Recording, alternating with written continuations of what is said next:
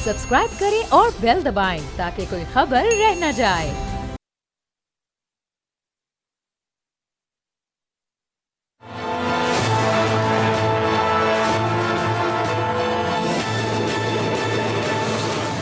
अस्सलामुअलैकुम, मैं बाब जहांगीर। आप देख रहे हैं प्रोग्राम तज्जिया। और हुकूमत साजी इस वक्त सियासी जमातों के लिए एक मुअम्मा बन चुकी है।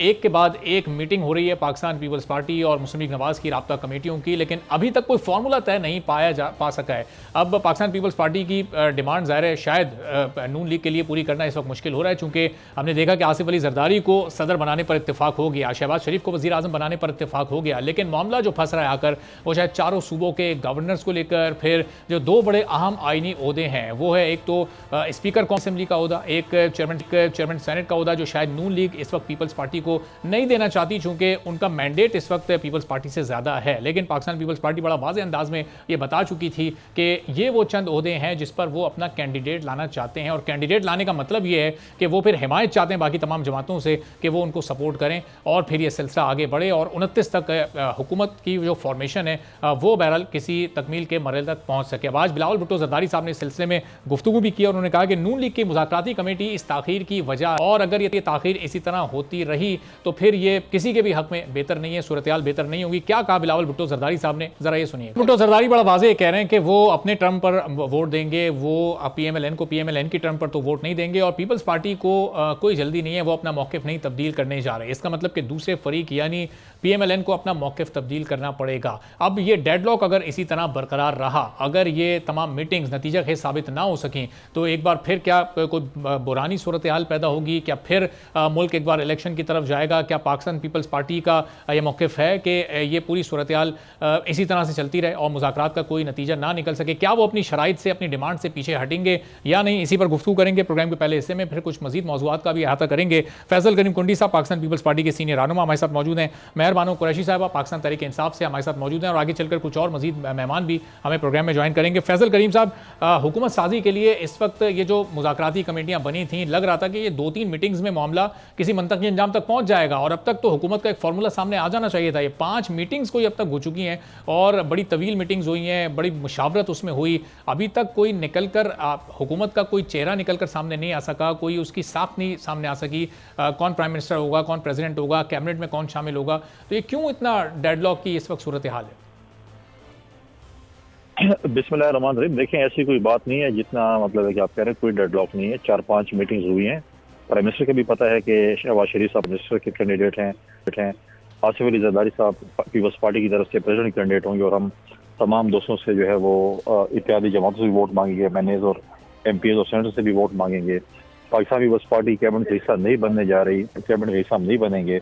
हम PMLN को वोट देंगे, वज़ीर आज़म का वोट ऑफ कॉन्फिडेंस भी देंगे, और जो लिस्टेशन अच्छी होगी उसके लिए हम सपोर्ट भी करेंगे। तो लिहाजा ये तो ऑलरेडी फार्मूला तय है। और जहाँ तक आपने बात की है, इंशाअल्लाह ताला आज या कल हमारी कमेटीज की मीटिंग है और उसमें फैसला हो जाएगा, और इंशाअल्लाह आपको मायूस नहीं करेंगे।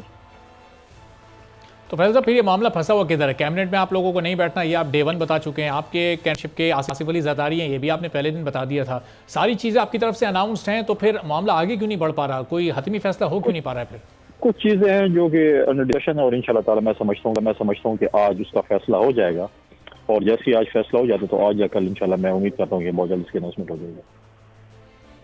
अच्छा, चेयरमैन सेनेट की जो सीट है वो ओहदा क्या नून लीग पीपल्स पार्टी को देने के हक में नहीं है अभी तक?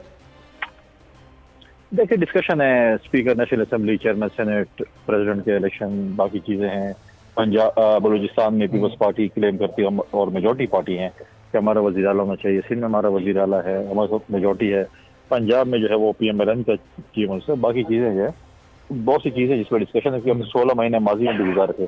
16 महीने का जो हमारा एक तजर्बा रहा है, उसी की बुनियाद पर हम इस वक्त जो है पहले चीज़ें तय कर रहे हैं। इससे के बाद में हम बैठे और एक दूसरे के साथ जो है बातचीत करें, इससे अच्छे कि पहले सब कुछ तय हो जाए।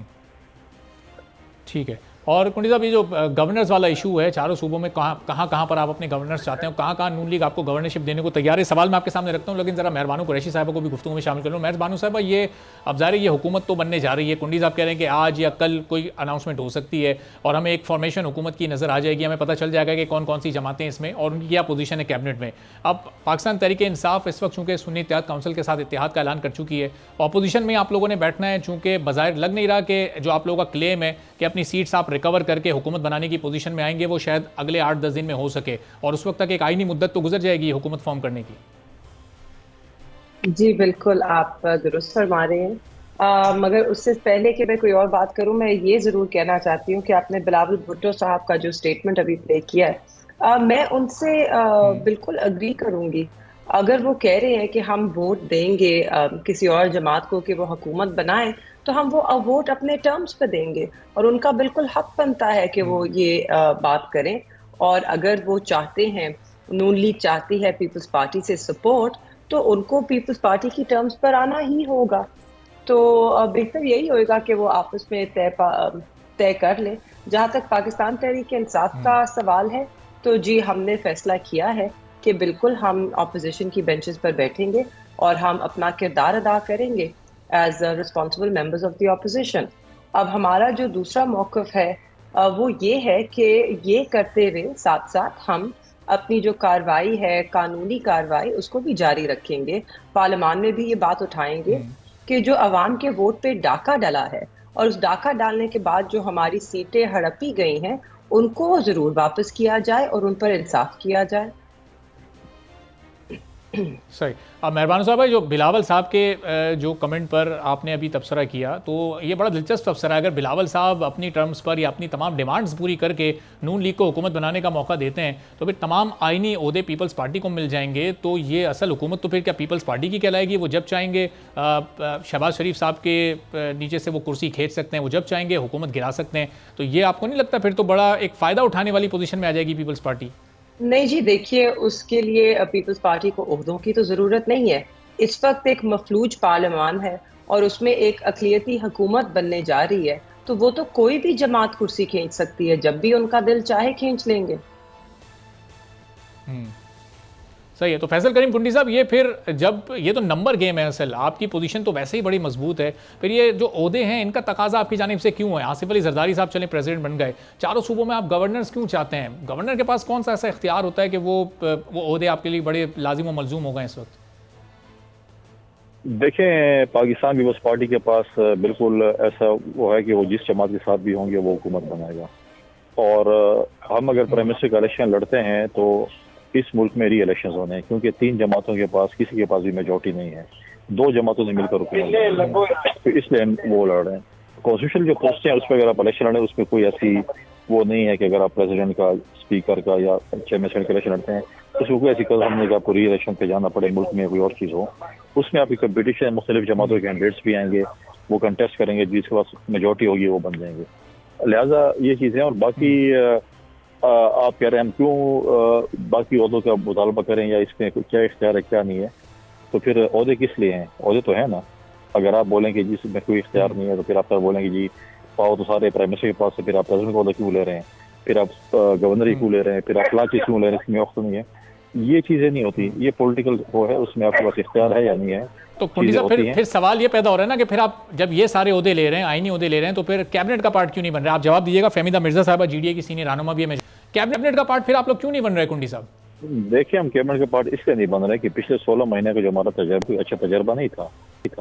हमारे पार्टी के दोस्तों को, चाहे वो पंजाब में थे, चाहे खैबर पख्तूनख्वा में थे, वहाँ पर जो डेवलपमेंट स्कीम्स हैं या बाकी हवालों से थे, उनको कोई चीज़ें नहीं। उनको हमारा जो PMLN के साथ एक 16 महीने का तजर्बा, वो कोई अच्छा तजर्बा नहीं था।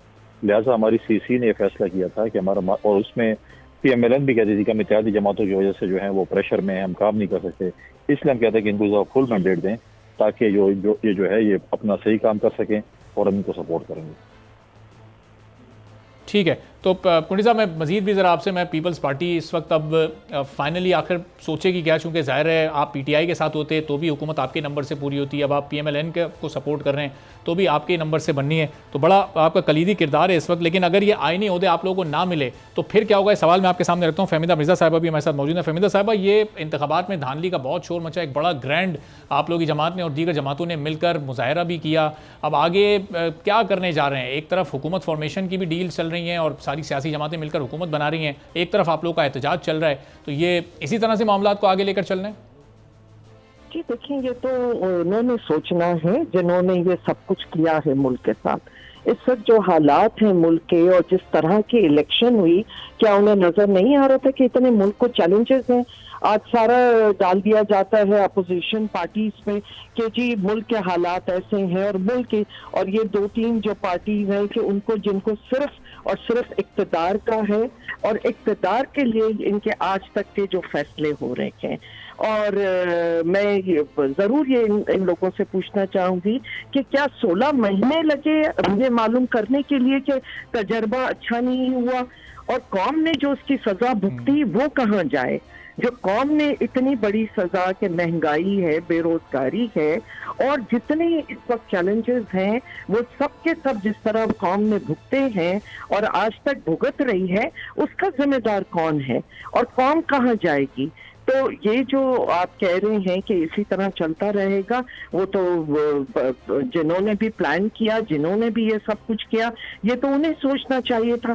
क्या उन्हें पता नहीं था कि मार्च में IMF की है डील होनी है? क्या इन्हें पता नहीं था कि जो दुनिया देख रही है आज के किस तरह की इलेक्शन हुई? पूरी दुनिया में पाकिस्तान की बदनामी कराई है, पूरी दुनिया कह रही है कि ये फार्स किस्म के इलेक्शन थे, ये टोटली मैनिपुलेटेड और एक रिग्ड इलेक्शन थी, और जिसने क्या पॉलिटिकल डिस्टेबलाइज कर दिया।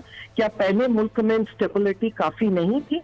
तो ये सब कुछ जो होना है कि ये किसने किया, क्यों किया और आज मुल्क को और कौम को इस अजियत में डाला है, तो उसका जवाब दे कौन है? सही। तो अब एक तरफ ज़ाहिर है बड़े जो धांधली के इल्ज़ाम आ रहे हैं, एक तरफ ये एहतजाज भी चल रहे हैं और दूसरी तरफ नून लीग के अपने अंदर से भी अभी आवाज़ें आ रही हैं कि नून लीग एज जमात थोड़ा सा पीछे हटे, पीपल्स पार्टी को मौका दे हुकूमत बनाने का, और इस वक्त मियाँ साहब को अपनी ये पॉलिसी को लेकर पीछे हट जाना चाहिए। PTI को भी थोड़ा सा अपने रवैये पर नज़रसानी करनी चाहिए। मुशाहिद हुसैन सैयद साहब ने इस सिलसिले में क्या गुफ्तगू की है, ज़रा ये 2 जुमले उनके मुलाहिज़ा कीजिएगा, फिर मेहरबानू साहिबा की तरफ और फैसल करीम कुंडी की तरफ मैं सवाल लेकर आता हूँ, ज़रा दिखाइएगा। तो मेहरबानू साहिबा, ये मुशाहिद साहब जो ये गुफ्तगू कर रहे हैं वो कह रहे हैं कि आपकी तरफ इशारा कर रहे हैं कि अभी इलेक्शन का नतीजा आया और पहले से ऐलानात हो गए कि जी इससे बात नहीं करनी, उससे बात नहीं करनी। पीपल्स पार्टी तो आपके साथ मिलकर बैठना चाहती थी, हुकूमत बनाना चाहती थी, लेकिन आप लोगों ने मना कर दिया। अब ज़ाहिर है उन्हें नून लीग के पास जाना पड़ा है। क्यों तैयार नहीं है इस वक्त जो पार्लिमानी निज़ाम में जो सियासी जमातें मौजूद हैं उनके साथ चलने के लिए? मुझे मौका दीजिए। जो मुशाहिद हुसैन साहब बात कर रहे हैं नेशनल, मैं आ रहा हूँ फहमीदा साहब में आपकी।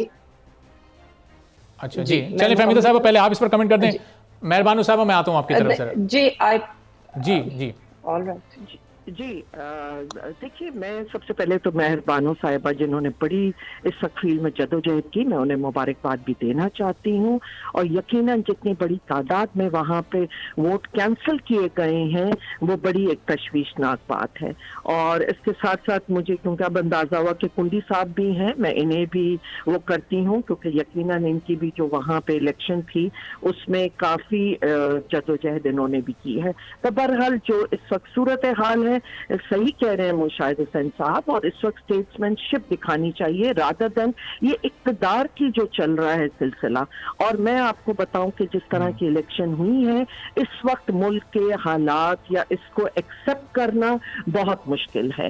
इसलिए आपको एक नेशनल कंसेंसस चाहिए और बड़ी जितनी पॉलिटिकल पार्टी हैं उनको बजाय इसके कि वो इक़्तिदार के पीछे चलते रहें कि प्रेसिडेंसी मुझे दे दो तो नहीं, प्राइम मिनिस्टरशिप मुझे दे दो तो स्पीकर मुझे दे दो, इसके बजाय इनको ये सोचना चाहिए कि सारी पॉलिटिकल पार्टीज को बिठा के कि अब आगे कैसे बढ़ना है। क्या इसका हल री इलेक्शन है या इसका हल कोई नेशनल गवर्नमेंट अगर वहां पे बैठ के कोई कंसेंसस के साथ होता है तो उसमें जरूर उनको जाना चाहिए और दूसरे इदारों को भी ऑन बोर्ड लेना चाहिए, क्योंकि अब मुल्क इस तरह नहीं चल सकता।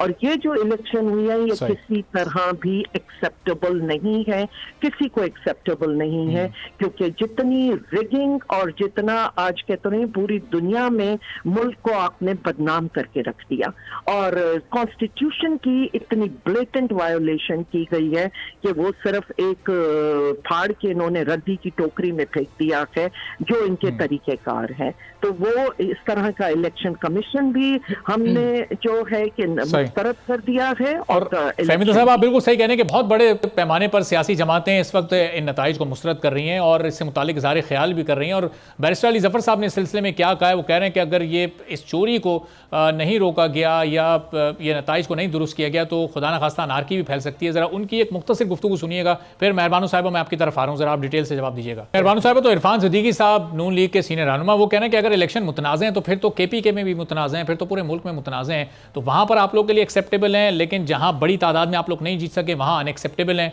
तो अब क्या इस पर रिस्पॉन्स है पाकिस्तान तहरीक इंसाफ का? जी, मैं पहले जो शुरू में गुफ्तगू हो रही थी उस पर पहले अपना जवाब दे दूं। देखिए, नेशनल यूनिटी गवर्नमेंट असूली तौर पे बहुत अच्छी बात है और ये सलमान अकरम राजा भी कह चुके एक टीवी प्रोग्राम पे और मैं बिल्कुल उनसे सहमत हूँ। मगर फरेब पे कायम नहीं हो सकती ना ये नेशनल यूनिटी गवर्नमेंट। अब देखिए, अवाम का जो वोट है उसके वोट का जो तकद्दुस है वो पहले हमें बहाल करना होगा। जो अवाम के मैंडेट पे डाका डला है वो डाका हमें उसको उस पे इंसाफ करना होगा। और देखिए, हम जहां तक मुल्क को आगे लेके जाने की बात करते हैं, बिल्कुल हमने आगे लेकर जाना है मुल्क को। और अगर हम बात करते हैं, जैसे इरफान सिद्दीकी साहब ने हवाला दिया 2018 का कि जी बहुत बुरा हुआ और उसके बाद आपने नताइज देखे कि किस तरह पार्लियामेंट जो है वो ऑलमोस्ट मफलूज कर दी गई थी सिर्फ इन नारों पे सिलेक्टेड और ये सब, और बहुत मुश्किल फैसले थे जो तब भी होने थे, आज उससे भी ज्यादा कठिन फैसले होने हैं। अगर माजी में कोई गलती हुई और इन्हें लगता है हुई, तो क्या उसका ये मतलब है कि हम उन्हीं गलतियों को दोहराते हुए आगे चले? अगर गलती हुई है और आज हम कह रहे हैं गलती हुई है, हम शवाहिद पेश कर रहे हैं, तो बेहतर ये नहीं होएगा कि सारी जमातें जो हैं वो उसमें यकजा हो और कहें कि जी गलती हुई है, बेज़ाब्तियां हुई हैं, इन्हें आज यहीं पे तो करेक्ट मेहरबान साहब, असल में वो यही वाला रिस्पांस वो आपसे चाहते हैं 2018 के इलेक्शन के हवाले से, कि उस वक्त भी अगर गलती हुई थी तो पाकिस्तान तहरीक इंसाफ ने कभी एक्सेप्ट नहीं किया कि उस वक्त गलती हुई थी। सर अगर आप वो तब फॉर्म 45 लेकर आते आगे तो बिल्कुल बात हो सकती थी। उन्होंने पार्लियामेंट में आके वहां पर शोर शराबा किया, कोई ECP में नहीं गए। एंड लुक, अगर हमने सिर्फ माजी को पकड़ के बैठना है तो हम उसमें रह सकते हैं, पर आज हम सबके पास एक अपॉर्चुनिटी है। At the end of the day सारी सियासी जमातें जो हैं वो जमहूरी हैं, हम सब जमहूरियत में यकीन रखते हैं, करेक्ट? अगर हम जमहूरियत में यकीन रखते हैं तो इस वक्त पाकिस्तान की इंटरेस्ट में भी यही है और हर जमात के इंटरेस्ट में भी यही है कि हम जमहूरियत को मजबूत करें।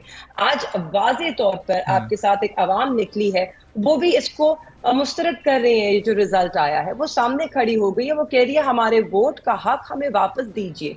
तो क्यों ना हम सब, और अभी भी अगर आप कहते हैं कि KP में मुतनाज़ा है इलेक्शन या मुख्तलिफ जमातों को मुख्तलिफ जगहों पे खदशात हैं कि वहाँ पे भाई उनको लगता है कि सही शफाफ तरीके से नहीं हुए, तो क्यों ना फिर हम सारी जमातें मिलकर बैठें और यही बात करें।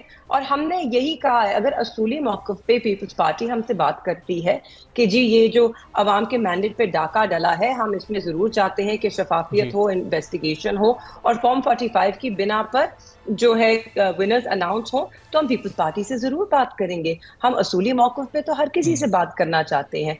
अगर हम मुल्क को आगे लेकर यकीनी तौर पे चलना चाहते हैं, सिर्फ बंदर बांट नहीं चाहते इक़्तिदार का और वज़ारतों का, तो फिर द बेस्ट वे फॉरवर्ड आगे बढ़ने का मेहरबान साहब, पीपल्स पार्टी ने तो आपको मौका दिया था, पीपल्स पार्टी ने तो आपकी तरफ हाथ बढ़ाया था ना कि आप उनके साथ बैठकर गवर्नमेंट फॉर्म करें और उसमें ये सारे इश्यूज एड्रेस हो सकते थे। Not at all. सबसे पहले तो जहां तक मेरी अपनी बात है, पीपल्स पार्टी के अपने ही लोग हैं। मेरी अपनी सीट पर डाका डाल के बैठे हैं मूसा गिलानी साहब, उनके वालिद साहब भी हमारी मुल्तान की एक सीट पर डाका डाले बैठे हैं 150 वोट से, वो भी एक नए बंदे के साथ हार गए। तो देखिए, गुडविल जेस्चर करना है ना, पीपल्स पार्टी को CBM करना है ना, तो बाकियों को छोड़े, अपनी सीटों की बात कीजिए जो मुतनाज़ा है, जिसपे हम उठा रहे हैं सवाल। आइए और कहिए कि जी फॉर्म 45 की बिना पर विनर अनाउंस कर दो। हम पीपल्स पार्टी को भी तस्लीम करेंगे, उनसे बात भी करेंगे और अवाम में उनकी इज्जत भी बढ़ेगी।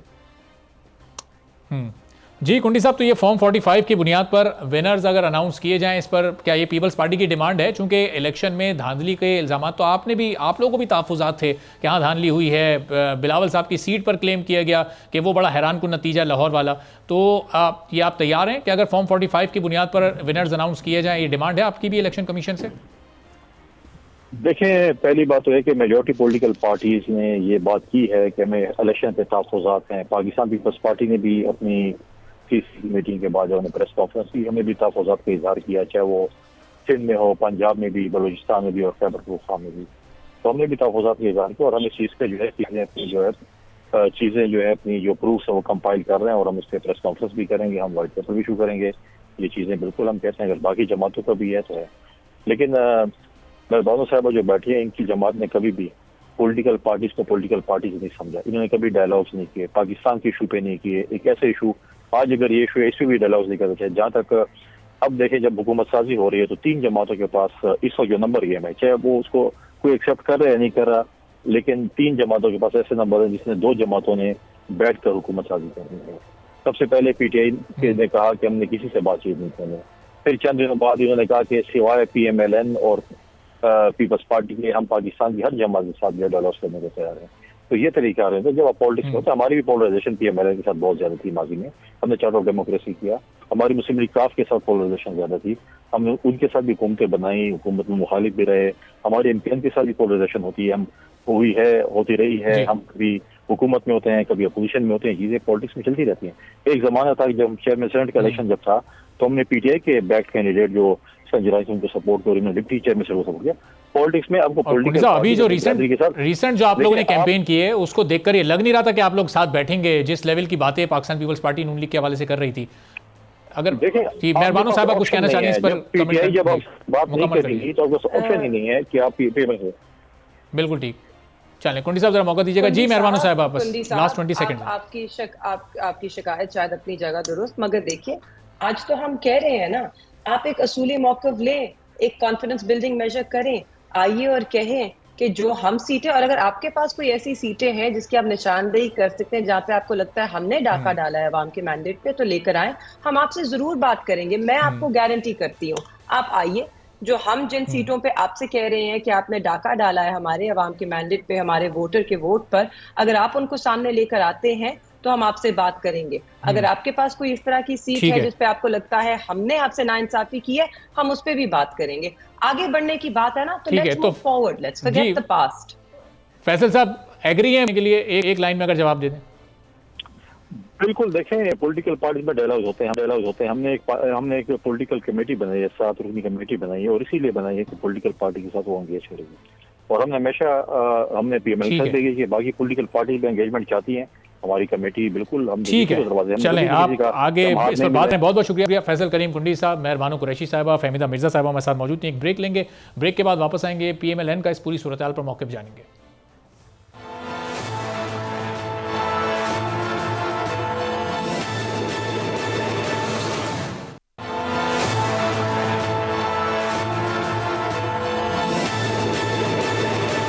एक बार फिर आपको प्रोग्राम में खुशामदीद कहेंगे। और 8 फरवरी के इलेक्शन को अब 10, 11 बल्कि 12 रोज़ गुजर चुके हैं, लेकिन अभी तक हुकूमत साजी का मामला फंसा हुआ है, उस पर कोई इत्तेफाक नहीं हो सका। पीपल्स पार्टी की जो डिमांड्स हैं क्या वो नून लीग के लिए इस वक्त पूरी करना मुश्किल है, और अगर वो मुश्किल हैं तो फिर ये क्या अगले 8-10 दिनों में हुकूमत साजी का मरहला मुकम्मल हो सकेगा, नहीं हो सकेगा। नून लीग के अपने अंदर से अब मियाँ नवाज़ शरीफ को ये मशवरे भी दिए जा रहे हैं कि मियाँ नवाज़ शरीफ पीछे हट जाएँ, पाकिस्तान पीपल्स पार्टी को मौका दे दें। लेकिन अगर पाकिस्तान पीपल्स पार्टी को मौका दिया जाता है तो मैंडेट के एतबार से वो तीसरे नंबर पर हैं। सबसे ज़्यादा जो नशिस्तें आज़ाद उम्मीदवारों यानी पाकिस्तान तहरीक इंसाफ के हिमायत याफ्ता उम्मीदवारों की। तो अब ये सूरत हाल आगे किस तरह से बनने जा रही है, नून लीग को क्या हिकमत अमली इख्तियार करनी चाहिए। नून लीग के सीनियर रहनुमा सेनेटर जावेद अब्बासी साहब हमारे साथ मौजूद हैं। जावेद अब्बासी साहब, बहुत शुक्रिया प्रोग्राम के लिए, आपने वक्त निकाला। इस वक्त ये जो एक डेडलॉक हमें नजर आ रहा है हुकूमत साजी के मामले पर, इसका हल आपकी नज़र में क्या है? क्या नून लीग को तमाम डिमांड्स पाकिस्तान पीपल्स पार्टी की मान लेनी चाहिए, या कोई नया फार्मूला निकाल कर लाना चाहिए, कोई ऐसी पेशकश हो जो पीपल्स पार्टी के लिए भी काबिल कबूल हो? ये मामला अब आगे कैसे बढ़ेगा अगले 1-2 रोज़ में जावेद साहब? बिस्मिल्लाहिर्रहमानिर्रहीम, बहुत शुक्रिया। मैंने पहले कहा था जी कि मैं ज़ाती व्यू देता हूँ। मुझे जमात का व्यू का नहीं पता, वो तो जाहिर है इस वक्त हुकूमत बनाने में उनकी ज़्यादा इंटरेस्ट है, लेकिन मैं ज़ाती तौर पर समझता हूँ कि इस वक्त हुकूमत बनाने में नुकसान होगा जो भी बनाएगा। और चूँकि मैंडेट इस वक्त सबसे ज़्यादा इस वक्त जो मैंडेट मिला है वो आज़ाद उम्मीदवार हैं और उनमें बैक्ड बाई PTI हैं। पहला राइट उनका था कि उनको ये ऑफर करनी चाहिए थी कि वो बनाएं, और अगर वो ना बना सके तो उसके बाद फिर पार्लियामान की बाकी जमातें वो बनाकर आपस में बैठ के देखें कि क्या उन्हें हुकूमत बनानी चाहिए। इस वक्त जो भी हुकूमत बनाएगा ये बहुत मुश्किलात हैं, बहुत मुश्किल है कोई इस मसाइल का हल तलाश करना। इस तरह की पार्लियामान के अंदर कोई लोगों के लिए जो आप वादे करके आए हैं कि हम उनकी खिदमत करेंगे, हम महंगाई में कमी कराएंगे, ये कुछ कर नहीं सकेंगी। और अगर वो खुद ना बना सके तो फिर उसके बाद बैठ के पार्लियामान के अंदर जो जमातें हैं वो कंसेंसस पैदा करना चाहिए और कंसेंसस पैदा करके आगे चलना चाहिए। अगर ये सारी जमातें जो पार्लियामान में मौजूद हैं वो मिलकर हुकूमत नहीं बनाती तो ये तारीख की वीक 3 हुकूमत होगी और ये डिलीवर करने में नाकाम होगी। तो जावेद साहब, ये तो बिल्कुल तयशुदा एक सामने की बात है ना कि आज़ाद उम्मीदवार तो हुकूमत बनाने में दिलचस्पी ले ही नहीं रहे। वो पहले ही उन्होंने ऐलान कर दिया था हम पाकिस्तान पीपल्स पार्टी के साथ नहीं बैठना चाहते, तो उनके नंबर्स तो नहीं पूरे हो सकते। ये 92 नशस्तों के साथ वो कोई मतलूबा जो 169 का फिगर है वो तो नहीं हासिल कर सकते। तो अब जाहिर है कि बहालत मजबूरी बाकी तमाम जमातों को मिलकर बैठना पड़ेगा, इन्हें हुकूमत बनानी पड़ेगी। उनका तो ऑप्शन ही माइनस हो गया। नहीं, उनका ऑप्शन बिल्कुल माइनस नहीं है, वो अभी तक इस मौजूद हैं, उनसे बात करनी चाहिए, उनसे भी मिलना चाहिए, उनको भी पूछना चाहिए। पार्लियामान का आपस में ये डेडलॉक खत्म करना चाहिए।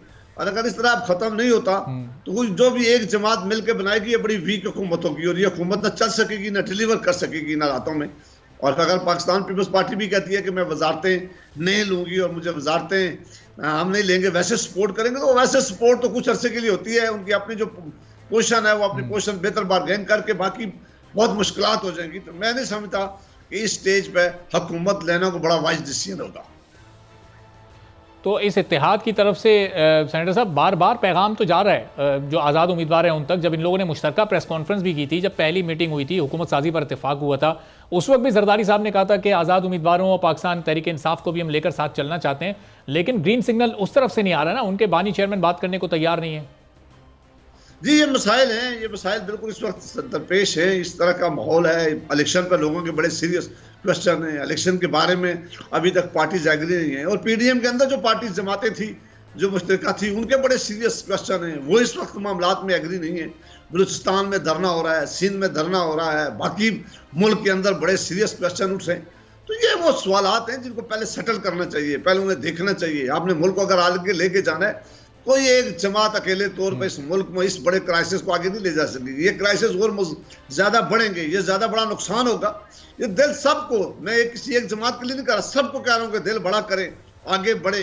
पार्लियामान के अंदर जितने भी इलेक्ट होगी जमातें आई वो सारे अपना अपना किरदार और रोल प्ले करें, तब जाकर कोई मामला हल हो सकता है। अदरवाइज ये जो क्राइसिस है, मैं इसको ज्यादा सीरियस क्राइसिस आगे चल के देख रहा हूँ। तो जावेद साहब, ये जो हुकूमत साजी की जो मुद्दत है वो तो ज़ाहिर है एक तयशुदा दिन होते हैं, मुकर्रर दिन होते हैं, वो तो 28-29 तारीख तक है। अब आप कह रहे हैं कि ये जो इशूज़ हैं, पहले जो इल्ज़ामात लग रहे हैं, जो धांधली के इल्ज़ामात हैं, जो एहतजाज हो रहे हैं, पहले उनको सॉर्ट आउट किया जाए। जिस तरह कमिश्नर रावलपिंडी सामने आए, बड़े संगीन उन्होंने इल्ज़ामात लगाए, अब वो एक तहकीकाती कमेटी ने काम शुरू कर दिया, तो पहले वो सारी चीज़ें, वो सारे इशूज़ रिजॉल्व हो जाएँ, उसके बाद हुकूमत साजी का मरहला फिर हो। अब ये तहकीकाती जो कमेटी बनाई गई है, क्या पता इसको कोई मानता भी है कि नहीं मानता, क्या पता इसकी पोजीशन क्या है। जब ये बहुत सीरियस क्वेश्चन है, ये कोई जुडिशियल कमीशन होगा, कोई मामला देखेगा, तब मेरा ख्याल है कि आगे चार कर चीजें सेटल होंगी। अब आप देख लेंगे, मैं ये कह रहा हूँ कि इस वक्त पाकिस्तान की ऑलमोस्ट सारी बड़ी सियासी जमातें जो हैं, रीजनल है या दूसरी हैं, वो कहीं ना कहीं इलेक्शन के ऊपर सवाल उठा रही हैं। वो कह रही हैं कि हमारा मैंडेट चोरी हुआ है। वो कहती हैं कि इलेक्शन फ्री एंड फेयर के बाद तो दूर की बात है, वो कहते हैं हमारे मैंडेट पे डाका डाला गया है, हमारा मैंडेट ठीक नहीं है। ये ऐसे क्वेश्चंस हैं। बाकी जमातें हैं पार्लियामान के अंदर जो जीत के जा रहे हैं, ये इतने बड़े आज़ाद हैं, ये किस तरफ जाते हैं, ये क्या अपना मामला करते हैं। ये सारी चीज़ें ज़रूर कहीं ना बैठ के सेटल होनी चाहिए, बैठकर बात होनी चाहिए, एक दूसरे से मामलात में बात करें। पीडीएम की जमातें जो पहले मौजूद थी उन्हें एक दूसरे से बात करनी चाहिए। हो सकता है कि पार्लियामान के अंदर उनकी ज़्यादा पोजीशन ना हो, लेकिन बहरहाल उनकी अपनी एक हलाकाई पोजीशन है, अपने अपने एरिया में उनकी पोजीशन है। आप अगर कोई स्टेबल हुकूमत करना चाह रहे हैं तो फिर जरूरी है कि आपको सबको बैठकर बात करनी होगी, टेबल पे आना होगा। अदरवाइज लेकिन जावेद साहब, बैठकर बात करने के लिए जो रिजर्वेशंस हैं वो भी तो जेन्युइन होने चाहिए ना। जावेद साहब, पाकिस्तान तहरीक इंसाफ केपी में इंतखाबात को दुरुस्त मान रही है, पाकिस्तान पीपल्स पार्टी सिंध में इंतखाबात को दुरुस्त मान रही है, बाकी सारे सूबों में उनको एतराज़ है। नून लीग पंजाब में वो कह रही है कि लाहौर में इलेक्शन ठीक हुए, बाकी जगहों पर उनको एतराज़ है। जो जहाँ पर हारा है उसको सिर्फ वहीं एतराज़ है, जो जहाँ जीता है वहाँ पर तो वो सवाल ही नहीं उठा रहा। वो ये कह ही नहीं रहा कि यहाँ भी रिकाउंटिंग करें, यहाँ भी री इलेक्शन हो और यहाँ भी फॉर्म 45 के मुताबिक फैसले हों। लेकिन आप एक तरफ आप बिल्कुल ठीक कह रहे हैं, ये बिल्कुल इसी तरह है, लेकिन दूसरी तरफ वो जहां हारे हैं सारे कह रहे हैं। इसका मतलब है अगर एक से लेकर जेड तक आप देखें तो सारे कहीं ना कहीं कह रहे हैं कि धांधली हुई है। हाँ, जहां वो जीत गए वहां वो चुप हैं, जहां हारे हैं वो कह रहे हैं। जिसका मतलब है कि क्या वो एक ही बात रहे हैं सारे कि इलेक्शन इस वक्त जो है जो फ्री एंड फेयर होना था उसके ऊपर क्वेश्चन हैं, उसके ऊपर सवाल हैं, जमातें बाहर हैं, लोग एहतजाज कर रहे हैं। ये इश्यूज अगर आप सेटल नहीं करेंगे, इन इश्यूज को आप वैसे दबाने की कोशिश करेंगे, ये इशू वैसे ही आप साइड पर रखने की कोशिश करेंगे, फिर बहुत मुश्किल हो जाएगा आगे चलना। मैं अब भी समझता हूं कि पार्लियामेंट में तरीका यही है कि जो जमात सबसे ज्यादा सीटें जीते उसको पहली ऑफर होनी चाहिए, उसको सब ऑफर करेंगे हुकूमत बनाएं, उसको टाइम दें। अगर वो हुकूमत बना नहीं सकती या बनाने में नाकाम होती है, फिर जो बाकी जमातें पार्लियामान में बचती हैं, फिर वो सारी बैठकर हुकूमत बनाएं। ये ना कहें कि एक जमात कहे कि जी मैं इसका बोझ नहीं ले सकती, दूसरा कहे नहीं जी मुझे ये ओहदा दे दे। ये बंदर बांट वाला जो मामला होता है, ये बड़ा ही मैसेज गलत जा रहा है कि मैं उस सीट पर तो मुझे मिल जाए, ये सीट में नहीं ले सकता, वो सीट मुझे मिल जाए, ये ओहदा मुझे मिल जाए। इस तरह का जो मामला अगर करेंगे तो ये मामलात में आगे चलकर ये जो भी हुकूमत बनेगी वो डिलीवर नहीं कर सकेगी, वो इस अवाम की उमंग के मुताबिक नहीं होगी, वो पाकिस्तान को खुशहाली नहीं ला सकेगी, वो महंगाई में कमी नहीं कर सकेगी, वो IMF से क्या बात करेगी जो इंटरनली इतनी कमजोर होगी। लिहाजा ये बातें सोचने की हैं, ये बातें देखने की हैं। इलेक्शन इसलिए किए गए जाते हैं मुल्कों में कि इलेक्शन के बाद स्टेबिलिटी आ जाए, लोग हुकूमत पर लोगों का इत्मीनान आ जाए, लोग इसको बेहतरी की तरफ हुकूमतें लोगों के मसाइल जो है वो लेके जाएं और मसाइल हल करें। अगर मसाइल में और इजाफा होगा, और कॉम्प्लिकेशन ज्यादा बढ़ेगी, अगर और बेचैनी ज्यादा बढ़ेगी, अनसर्टेनिटी उससे ज्यादा हो जाएगी, तो फिर तो ये मसाइल हल करना मेरी नज़र में बहुत मुश्किल मुझे नजर आ रहा है। बहुत बहुत शुक्रिया। सेनेटर जावेद अब्बासी साहब नून लीग के सीनियर रहनुमा हमारे साथ मौजूद थे और कह रहे थे कि एक मजबूत हुकूमत ही इस वक्त मुस्तहकम फैसले कर सकती है। पाकिस्तान को इस वक्त बड़े मुआशी चैलेंजेस हैं और अगर एक कमज़ोर हुकूमत बनती है तो फिर पाकिस्तान के मुआशी मसाइल हल नहीं हो सकेंगे। और जाहिर है कि अब फिच ने भी एक ऐसी रिपोर्ट जारी की है जिसके मुताबिक अगर पाकिस्तान में ये इस वक्त जो एक सियासी अदम इस्तेहकाम की सूरत हाल है, एक गैर यकीनी की सूरत हाल है, बरकरार रहती है, तो फिर IMF के साथ जो पाकिस्तान का प्रोग्राम है वो भी पेचीदा हो सकता है, उसमें भी मुश्किलात सामने आ सकती हैं और वो प्रोग्राम इस वक्त पाकिस्तान के लिए बहुत ही ज़रूरी है। फिर आने वाली नई हुकूमत के लिए जो सबसे मुश्किल चैलेंज होगा वो बजट साजी होगी कि 2 से 3 माह के अंदर अंदर एक ऐसा बजट जो कि सबके लिए काबिल कबूल हो, चूँकि वो मुंतखब हुकूमत का पहला बजट होगा। तो ये 2 बड़े टास्क और बड़े चैलेंज आने वाली हुकूमत के लिए इस वक्त मौजूद हैं और इनसे किस तरह हुकूमत की इकनॉमिक टीम निमट सकती है, कितनी तजुर्बेकार इकनॉमिक टीम इसके लिए चाहिए होगी, इसी पर हम गुफ्तगू करेंगे। खाकान नजीब साहब हमारे माशियात हैं, हमारे साथ मौजूद हैं। खाकान साहब बहुत शुक्रिया प्रोग्राम के लिए, आपने वक्त निकाला। ये जो 2 बड़े अहम टास्क हैं इसको हम अलग अलग करके ज़रा गुफ्तगू करते हैं। पहले तो जो फिच की रिपोर्ट सामने आई है, पाकिस्तान में अभी तक हुकूमत नहीं बन सकी, एक गैर यकीनी की सूरत हाल है, जितनी ताख़ीर होती है उतना ज़ाहिर है दीगर ममालिक की और मीडिया की नज़रें पाकिस्तान के इलेक्शंस पर हैं। तो ये क्या IMF के साथ पाकिस्तान के मामलात आगे चलकर पेचीदा हो सकते हैं? IMF प्रोग्राम में पाकिस्तान को अप्लाई करना है तो ये क्या कुछ मुश्किलात आ सकती हैं आने वाली हुकूमत को? बिस्मिल्लाहिर्रहमानिर्रहीम। तो एक बात तो आई थिंक सब पे आया है कि IMF के प्रोग्राम के बगैर इस वक्त जिस तरह की एक्सटर्नल फाइनेंसिंग नीड्स हैं पाकिस्तान की, $25 बिलियन लगभग इस साल और इतने ही अगले 2 सालों में, ये करना मुमकिन नहीं होगा। हमारे friendly countries, bilateral partners, multilateral partners, इन सब ने हमको यही कहा है कि आप IMF के साथ रहें तो हम अपनी फाइनेंसिंग जो है वो रिन्यू भी कर देंगे और नई फाइनेंसिंग भी अवेलेबल कर देंगे। इस वक्त जो कमर्शियल फंडिंग है वहाँ तक पाकिस्तान की रसाई बड़ी कमज़ोर है और अगर है भी तो बहुत हायर रेट्स पर है और उसकी एक वजह फिच और मूडी की तकरीबन लोएस्ट रेटिंग्स में से एक पाकिस्तान को देना है। CCC रेटिंग आप खुद ही इमेजिन बाय द वर्ड कर सकते हैं कि this is not a good scenario for Pakistan. जो फर्दर कंसर्न मैं बहुत अरसे से कह रहा हूँ कि IMF के प्रोग्राम में एक तो जाने के लिए हमें सबको प्रिपेयर करना है। आई थिंक अब माइंड तो प्रिपेयर हो गया है, वो भी इस तरफ आकर के, क्योंकि कोई और राह नहीं दिखाई दे रही। बट बात यह है कि इट इज़ नॉट ओनली कि आपने IMF के प्रोग्राम में चले जाना है। अभी तो करंट स्टैंड बाय अरेंजमेंट जो कि एक इंटरम अरेंजमेंट है for an interim setup to ride out this time, Arbab उसकी भी जो आखिरी किस्त है वो लेने के लिए भी IMF ये कह रहा है कि आने वाली हुकूमत अब फॉर्म हो जाने दीजिए तो हम मार्च में आके उनसे बात कर लेंगे। सो पहला स्टेप तो ये है, $1 बिलियन प्लस ये लेना है। इससे ही आप इस साल की फाइनेंसिंग पूरी करेंगे। अब उनके आते ही आपको उनके साथ गुफ्तगू शुरू करनी है और वो गुफ्तगू शुरू इसलिए करनी है कि आपने दुनिया को सिग्नल करना है कि we have shown our intent to the IMF technical team present in Pakistan so that the staff can start preparing for the next program। और वो जब भी हो, जब से मतलब है अगले 1-1.5 माह में हो। अगर आप इससे डिले करेंगे फिर खदशात बढ़ेंगे, रुपए पे प्रेशर आएगा, रिजर्व पे प्रेशर आएगा और दुनिया फिर होल्ड ना कर जाए। जो रकूम आना शुरू हुई है, $3 अरब पे खड़े थे विद फंड के प्रोग्राम से पहले, आज $8 अरब पे खड़े। और दूसरी बात आपने बहुत अच्छी किया कि ये याद रखिए कि क्या कॉम्पिटेंट टीम होती है, और कॉम्पिटेंट टीम 3 आनी है, ये बहुत जरूरी है। एक डेमोक्रेसी ने आना है, एक टेक्नोक्रेसी ने आना है, और एक ब्यूरोक्रेसी ने आना है। ये 3 टीमें पुट टुगेदर करनी पड़ेंगी Arbab. This is the most serious advice that I am giving to the country right now. क्यों? क्योंकि मैंने 13-16 में जब इस प्रोग्राम का इजरा किया हमने, तो मैं उस टीम का पार्ट था एज अ टेक्नोक्रेट, तो हमने यही टीम पुट टुगेदर करके इसको कंप्लीट किया था। यहाँ पे खड़े हुए हैं, चैलेंजेस सीरियस हैं और नैरो पाथ है बहुत। और खाकान साहब, फिर इसका वॉल्यूम आगे चलकर क्या होगा? अगर पाकिस्तान को आईएमएफ के प्रोग्राम में जाना है तो वो कितने अरब डॉलर का होना चाहिए? चूंकि जो 6 से 8 माह की पाकिस्तान की पेमेंट्स हैं, क्या उसका इस वक्त पाकिस्तान के पास एक सूटेबल अरेंजमेंट है, या फिर बहुत हद तक हम आईएमएफ के उसी प्रोग्राम पर डिपेंड कर रहे हैं कि हम तभी वो 6 से 8 माह की पेमेंट्स कर सकेंगे जब एक ह्यूज आईएमएफ प्रोग्राम हम हासिल कर सकेंगे? देखिए, इस साल की पेमेंट्स तो अगर 1.2 बिलियन शायद रह गया, ये आ जाता है और बाकी मल्टीलैटरल फ्लोज हो जाते हैं, तो हम 8 अरब डॉलर के ज़खायर पे खड़े हैं, प्लस माइनस करके। उनका तो खैर है 9-9.5 अरब डॉलर पे ख़त्म करेंगे साल, तो हम कर लेंगे। As long as the talks are on going, तो फंड्स आते रहेंगे। अब प्रोग्राम का इजरा जो है वो तो नेक्स्ट बजट, आपने ये भी बहुत अच्छा जिक्र कर दिया, उससे टाइड होगा। क्या एक्सपेंडिचर रिफॉर्म, क्या टैक्स रिफॉर्म्स हम दिखाते हैं, बिकॉज ये आम चीज से बात नहीं बनेगी। 7.5% इस साल भी with everything said and done budget का खसारा करने जा रहे हैं। 8,200 अरब रुपया बोरो करेंगे तो हम इस काबिल होंगे कि अपने खर्चे, अपनी डेट पेमेंट्स, अपनी इनकम सपोर्ट, PSDP, ये सब कुछ दे सकें। और यही एक इन्फ्लेशन की वजह बन रहा है इस वक्त मुल्क में, क्योंकि जब आप 8,200 अरब नया बोरो करते हैं तो इतनी मनी प्रिंट होती है, इतना ही डेट बनता है। सो यहाँ पे हमें बहुत सीरियस मेजर्स देने पड़ेंगे। Again, do we have a team which is working on the budgetary reforms of Pakistan?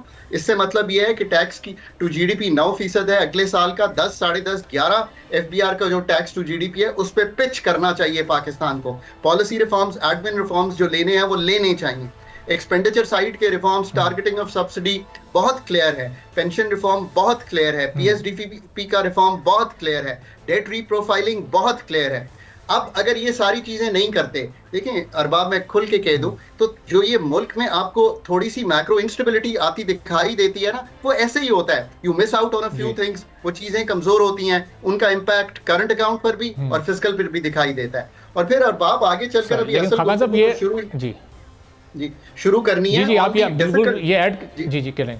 ये आखिरी चीज कि ये अगर 2 मराहिल पूरे हो जाते हैं, IMF का भी और बजट का भी, तो असल गुफ्तगू एनर्जी सेक्टर, पाकिस्तान की प्रोडक्टिविटी, ये सारे गुफ्तगू के लिए तो एक और टीम चाहिए आपको। सो टीम हर मिनिस्ट्री में लानी पड़ेगी, ये तीनों को इकट्ठे होना पड़ेगा, डेमोक्रेसी, ब्यूरोक्रेसी एंड टेक्नोक्रेसी को। तो तब यहाँ से आप रिसर्च बेस्ड एजेंडा लेकर आगे चल सकते हैं।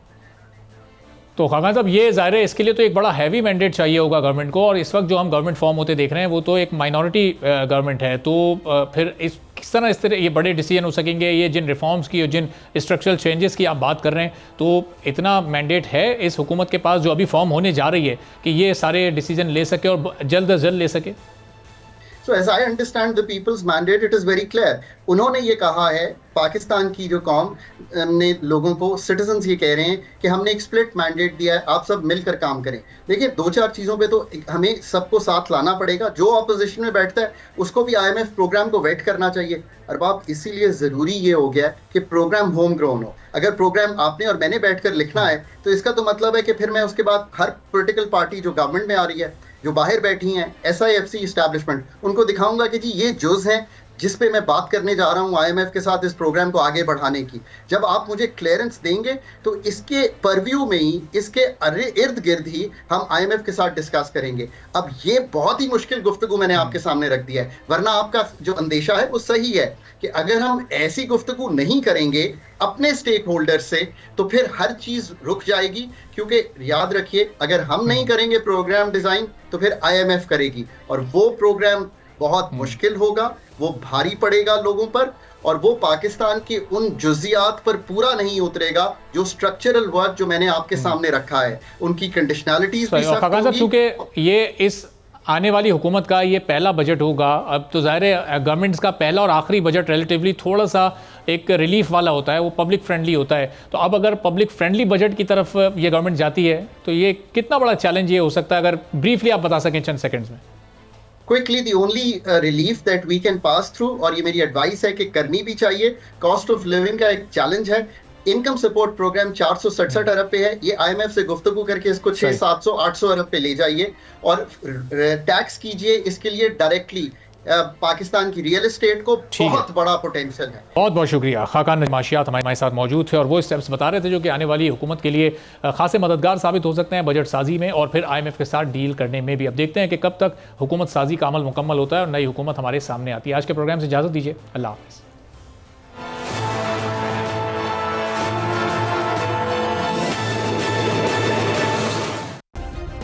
सब्सक्राइब करें और बेल दबाएं ताकि कोई खबर रह न जाए।